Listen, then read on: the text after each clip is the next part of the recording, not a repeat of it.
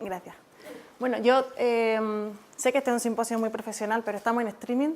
Mi familia me está viendo. Necesito mandar un saludo, necesito que todos mandemos un saludo a la España. Ahí, soy la única ponente extranjera.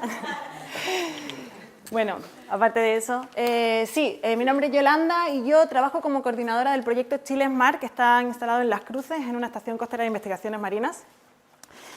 Y ese soy yo, ese es el trabajo que realizo y ahí está mi cara de felicidad. A mí me encanta mi trabajo, me encanta lo que hago y disfruto muchísimo cuando los estudiantes llegan al centro y tenemos que compartir con ellos la información. ¿Por qué me gusta tanto? En parte porque es una pasión, porque uno puede contar lo que más le gusta o lo que más le apasiona, lo que más siente. Entonces, es muy fácil para este tipo de proyectos, para nosotros, contar algo que a alguien le interesa mucho, siempre está contento y satisfecho con lo que está haciendo. Además, normalmente la educación marina es algo que queda un poco en el área de lo no formal, de manera que también nos dan un poco la flexibilidad de diseñar metodologías o herramientas que además son un poco más entretenidas o amenas de lo que suelen ser estar dentro de la sala de clase. Entonces, entre que contamos algo que para nosotros es maravilloso y además diseñamos actividades que los chicos se ríen, se mueven, son entretenidas, pensamos que ya los tenemos, ya son nuestros, los conquistamos. Pero en realidad, cuando empezamos a indagar un poco en el tema de educación y no solo en divulgar o en hacer llegar esta información, sino que además empezamos como a investigar un poco qué es lo que está pasando en la cabeza de los chicos, qué es lo que realmente está... Que bueno, en parte es un poco, siempre que estamos con estos debates de divulgación y educación, siempre sale ese debate de dónde se evalúa, cuál es el resultado, cuál es la pertinencia de estos proyectos. Entonces, bueno, ahí como que empecé con un magíster en didáctica de la ciencia y empecé a indagar un poco en qué es la educación y cómo se puede aplicar la educación a este tipo de proyectos.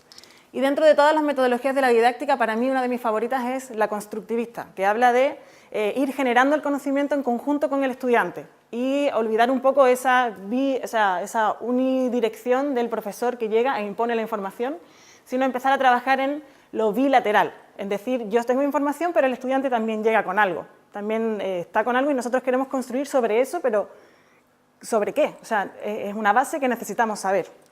Entonces, dentro del constructivismo, claro, ¿qué está pasando al otro lado? ¿Qué es lo que estos chicos traen en la cabeza? Cuando nosotros le preguntamos, a veces es un poco peligroso porque, claro, te estás enfrentando a preguntas que a lo mejor no te esperas, o incluso puede alargar el tiempo de la actividad sin que uno tenga tanto tiempo. Pero cuando empezamos a hacer esas preguntas, nos damos el tiempo, nos damos cuenta de que ellos de por sí tienen un montón de preguntas y también tienen un montón de intereses. Y a veces podemos ver preguntas que son mucho más específicas, cómo funcionan las olas o por qué el mar es azul. Y otras veces encontramos preguntas que ya tienen que ver con una actitud de conservación, de cuidado del mar, como por ejemplo, ¿cuál es la mejor forma de cuidar el océano? Entonces, evaluando este tipo de preguntas, nosotros podemos ver esa idea del constructivismo en la que se nos habla de que los chicos de por sí ya vienen con algo en la cabeza, ya tienen teorías implícitas.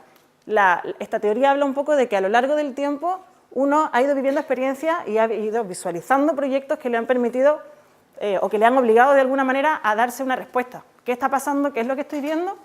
Y ¿cómo puedo responder a eso? ¿Ya?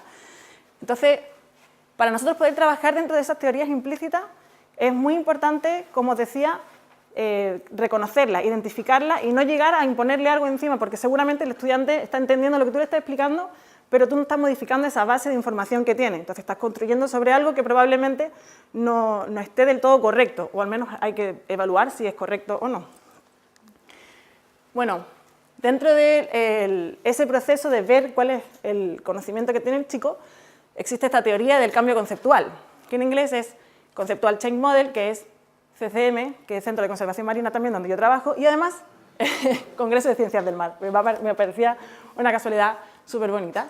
Y esta teoría del cambio conceptual habla de que, en primer lugar, el estudiante debe sentir una insatisfacción con el conocimiento que tiene. Hay que poner en jaque un poco qué es lo que sabe. Hay que hacer preguntas que sean concretas para que él, de alguna manera, se dé cuenta de que no tiene tanta información como necesita para poder responder algo.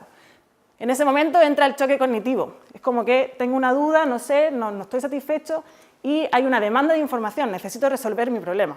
Y dentro de la demanda de información, ahí estamos nosotros, nueva información. Aportamos nueva información, integramos el nuevo conocimiento, pero sabiendo que el estudiante está esperando a recibir esa información, no nosotros llegando a entregársela sin más. Bueno, todos los que estamos aquí tenemos ideas previas. Estas ideas previas o conocimiento previo que nos ha servido para ir dando explicación un poco a las cosas que hemos visto. Ya aquí, por ejemplo, este es un ejemplo muy bonito que me enseñaron en el magíster, que es el pollo viendo cómo el futbolista piensa que está incubando un huevo del que va a salir el bebé. ¿Ya? Ese tipo habla un poco de cómo a través de la experiencia nos vamos explicando las cosas que vemos. Bueno, nosotros tenemos una actividad, hay varias actividades, o a lo largo de todo el proyecto de Chile en Mar hemos ido evaluando algunas de estas ideas previas para trabajar. Quise incorporar esta que tiene que ver con las algas, aprovechando que iba a hablar de algas antes. Y bueno, aquí simplemente llegamos y a los chicos les pedimos que nos hagan un dibujo de las algas. Y aquí podemos ver que estos son los dibujos iniciales donde el alga es totalmente individualista, está ahí solo, nadie la rodea. La orden era dibújame un alga, ¿cómo imaginas que está el alga debajo del agua? ¿Ya? Además del dibujo les pedimos que identificaran el alga con 4 palabras. Verde, se repite constantemente, bueno, que está en el mar, que está mojado, esta me encanta, fétida, genial. Y bueno, una vez que nosotros levantamos esta información, ahora el siguiente paso es compartirla entre todos. Ya, ¿qué fue lo que cada uno de los compañeros dijo? Y cada uno empieza a aportar, y entre todos empezamos a hacer un dibujo colectivo en el que la incorporación de nuevas variables no parte desde el monitor, sino que parte de saber qué es lo que identifica al resto de estudiantes que están en la sala de clase. Y mi estudiante de repente dice, yo también creo que hay gente, yo como cochayuyo, yo creo que hay gente que saca el cochayuyo. Sí, yo he visto una vez que había una jaiba, sí, yo. Entonces empezamos como a compartir y a construir, ¿ya? Y empezamos entre todos compartiendo toda esa información y ahí damos un paso más en la actividad. El siguiente paso es que nosotros por grupos entregamos artículos de divulgación que hemos escrito con algunos compañeros para la actividad, donde se puede ver cuáles son diferentes usos de las algas, cuáles son los roles de las algas, qué importancia tienen. Y aquí, ellos por grupos después les toca compartir con sus compañeros si en el caso le tocó hablar de que el alga es productora de oxígeno, si le tocó hablar del alga como generadora de hábitat, como alimento, como recurso, etc. Entonces aquí empezamos a compartir y después vamos a visualizar una serie de fotografías. En esa fotografía, cada uno de ellos va a decir qué rol cree que está cumpliendo el alga. Y evidentemente vienen sesgados porque en los grupos anteriores cada uno de ellos trabajó un rol diferente, entonces cada uno dice, aquí yo creo que él está cumpliendo el alga de que está generando oxígeno. Y el otro compañero le dice, no, yo creo que esto es generador de hábitat. Entonces de repente volvemos a ver y llegamos a la conclusión de que el alga cumple el rol en todos los roles al mismo tiempo. Después de esto vamos a los acuarios, hacemos algo un poco más explícito, que lo vean, ven cómo están las algas relacionadas con los animales, ven, por ejemplo, algunas huellas de mordidas del erizo, etc. Y por último, llegamos a la fase de conclusión, ¿ya? ¿Y cuáles son los dibujos? Aquí ya empiezan a incorporar la biodiversidad asociada al alga, algunos también incorporan el tema de los recursos, e incluso hay algunos que hablan ya del tema de la fotosíntesis que también se había trabajado. Perdón, voy a sacar un poquito de agua. Entonces, en esta evaluación es donde podemos ver cómo se ha generado realmente ese cambio conceptual que estábamos esperando. Más bonito todavía es cuando le volvemos a pedir las palabras y aquí algunos incorporan el tema del refugio, otros hablan de recursos, ¿ya? Fotosíntesis. Y esa es un poco, bueno, esto se llama ciclo de enseñanza y aprendizaje, donde uno pasa por 4 etapas diferentes en las que va trabajando en esa construcción de la información. Aquí, por ejemplo, ¿alguien me puede decir algo extraño en esta trama trófica? Son niños de 4º básico, después de haber pasado la trama trófica en la sala de clase. ¿Alguien encuentra? ¿Qué está pasando aquí? Aquí la instrucción era dibújame una trama trófica del mar. ¿Ya? Me contaban ya, ¿todo el mundo sabe lo que es una cadena alimenticia? Sí, ejemplos, todos terrestres. Ya, ahora dibújenme uno marino. Entonces aquí el pez grande se come el pez chico, que se come el pez chico, que se come el pez chico, que no sabemos qué pasa, ¿ya? Entonces, ese es el choque cognitivo que nosotros esperamos en los chicos, el que se den cuenta de que me falta un dato, me falta la información, ¿ya? Este, por ejemplo, un poquito más elaborado, ya, su pulpo, tiburón. Muchos de los dibujos incorporan al tiburón como depredador tope siempre del sistema. Algas, incluso ya, bacán. Y, choque cognitivo, comida. ¿Ya? Entonces, esos son el tipo de actividades que nosotros hemos empezado a desarrollar un poco. Pero, según la bibliografía, hay un montón de ideas previas a la hora de hacer educación marina. Ninguna de ellas por aquí, por Latinoamérica, pero Estados Unidos, Europa, ha ido encontrando que en todos los conceptos que se entregan sobre el mar se encuentran este tipo de de ideas previas o ideas erróneas para explicarse un poco las cosas del mar. Entonces ahora el proceso en el que estamos es para intentar unificar conceptos, la alfabetización científica, que habla de cómo la idea es generar ciudadanos que estén informados para tomar decisiones responsables, es uno de los fines que tienen que tenemos todos los programas de educación marina, la alfabetización oceánica, cómo yo le puedo entregar la información suficiente para que esa persona pueda tomar decisiones respecto del mar coherentes o un poco más responsables. Entonces, este concepto de alfabetización oceánica nace en el 2005 y no los voy a leer todos, pero son 7 principios esenciales que es como la información básica que todo ser humano debería saber para poder tomar ese tipo de decisiones responsables. Entonces, lo que estamos haciendo es desarrollar un test de evaluación en el que intentamos levantar estas ideas previas sobre estos 7 principios. Parte del test, de las primeras partes del test, porque la alfabetización oceánica cuando se describe es cómo yo influyo en el océano y cómo el océano influye en mí. Ya. Primera pregunta, ¿crees que tus actos afectan al océano, tus actos diarios? 64% de los chicos encuestados dicen que no. ¿Ya? Esto para que visualicemos es una clase, eran niños de octavo creo, y son un grupo de 50 niños, no, de sexto, un grupo de 50 niños. Ya el 64% de los chicos piensan que ellos no afectan para nada en el océano y además el océano no afecta para nada en su vida diaria. O sea, nada que ver con el ciclo del agua, nada que ver con el tema de la temperatura, nada que ver con biodiversidad, lo que como cada día, etc. ¿Ya? Eso ya nos deja ver un poco esa desconexión entre entender un poco cómo el océano forma parte de nuestro día a día. Si vamos a preguntas un poco más concretas, ¿dónde se encuentra la mayor biodiversidad o mayor diversidad de organismos marinos, de organismos vivos, perdón? En el océano, cerca de la costa, en el mar abierto, en tierra, por la zona de los bosques o cerca de los ríos. Y aquí tenemos un 62% que se va hacia el mar, pero mar abierto. ¿Ya? Entonces, ¿qué es lo que pasa aquí? Que si nosotros no trabajamos esta idea previa de que todo está en mar abierto, es muy difícil que los chicos logren entender que la base de la trama trófica al final son esos nutrientes que están cerca de la costa y ese es el punto de partida para que exista más diversidad, etc. Entonces, por eso decía que la importancia de relevar este tipo de información. Los organismos más comunes del mar son las algas, las bacterias, los peces o los mariscos. Aquí, los peces, por supuesto.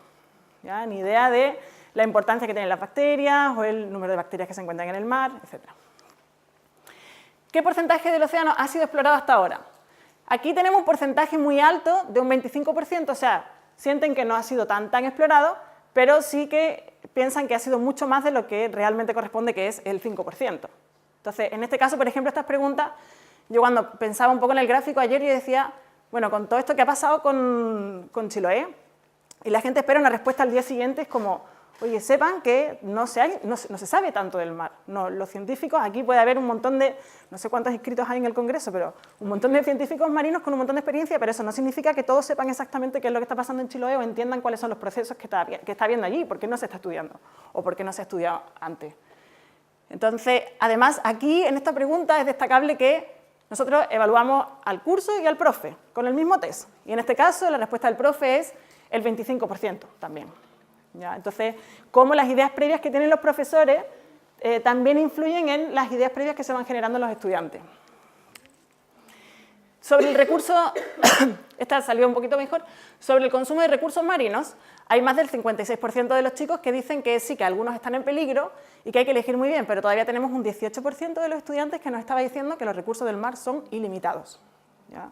Que es algo que para nosotros pensamos que quizás ya está súper instalado en algunas mentes, todavía queda ese porcentaje que hay que ir evaluando y revisando y sacar esa idea de la cabeza de los chicos. Bueno, ¿cuáles son los siguientes pasos? Seguir validando este instrumento, que por ahora estamos empezando a aplicarlo un poco, ver si tiene relación con características sociodemográficas, si el colegio está cerca de la costa, si es de la ciudad, evaluar qué tipo de escuela es, etc. Generar parte del cuestionario que tenga que ver con lo local, no solo con la alfabetización oceánica a nivel global, sino también contextualizar un poco las preguntas. Si hay una pregunta que tiene que ver con corrientes, evidentemente tenemos que resaltar que está Humboldt o hablar de surgencia. Ver un poco cómo hacer esa conexión curricular que todos los marinos siempre estamos esperando, de cómo meter un poco el mar en la sala de clase. Y, por supuesto, ir aplicando todo el cuestionario con habilidades, actitudes y comportamiento, porque ese es el fin último de nuestra idea, nuestra intención y nuestros proyectos, generar un cambio de comportamiento. Y también, bueno, trabajar esas ideas previas y profesores y no olvidarnos de que son una fuente muy básica de esa información. Y por último, quería acabar con una frase de mi libro favorito, La mujer que buceó en el corazón del mundo. Aquí la protagonista es una chica autista que se llama Karen, y ella tiene una cruzada total con Descartes, porque ella no cree eso de que el ser humano piensa y luego existe, sino que ella piensa que primero existimos y después pensamos. Entonces, de ahí trata un poco ese constructivismo. Primero estamos aquí, los chicos están, existen, tienen sus pensamientos, tienen sus experiencias, y después de eso piensan. Pero para que ese pensamiento, ese desarrollo sea lógico, hay que trabajar en esas experiencias previas. Y ya, agradecimiento a todas las personas que me apoyan y que han escuchado esta charla por quinta vez. Y gracias.